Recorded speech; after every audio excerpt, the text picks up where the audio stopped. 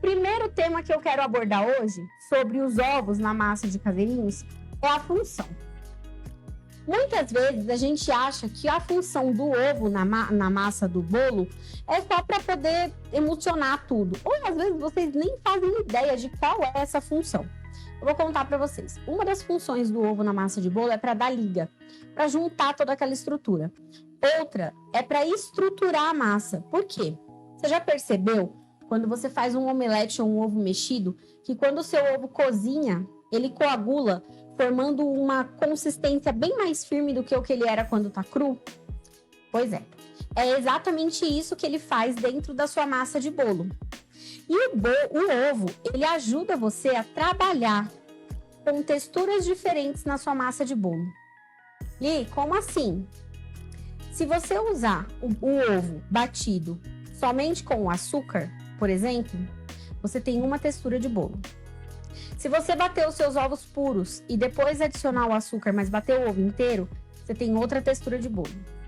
Se você bater gema com açúcar e manteiga e depois adicionar clara em neve, seu bolo vai ter outra textura. E se você nem bater os ovos e só misturar eles na mão na sua massa, seu bolo vai ter uma textura diferente. Você percebe como o ovo, na verdade, ele tem uma carga, né? Uma função muito importante na textura e na estrutura da sua massa? Ele vai fazer, na verdade, esse papel de uma espécie de esponja que ele atua na sua massa. A gente chama isso de fermentação mecânica, que é quando você aera os seus ovos, você engloba ar dentro desses ovos, ele cresce, fica volumoso, e quando você coloca os outros ingredientes com o cuidado necessário, esse ar não some, ele fica lá. Então é por isso que uma massa feita com claras em neve bem batidas ou com ovos espumados, ela tem uma outra estrutura do que uma massa feita apenas com ovos mexidos, certo? Então essa é a principal função do ovo na sua massa de bolo. Você precisa saber disso, por quê?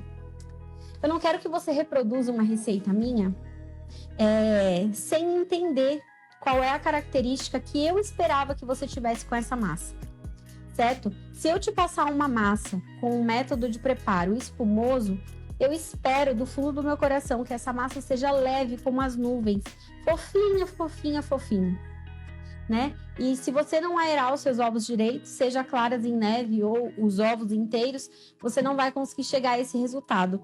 Então, é muito importante que você entenda a diferença disso.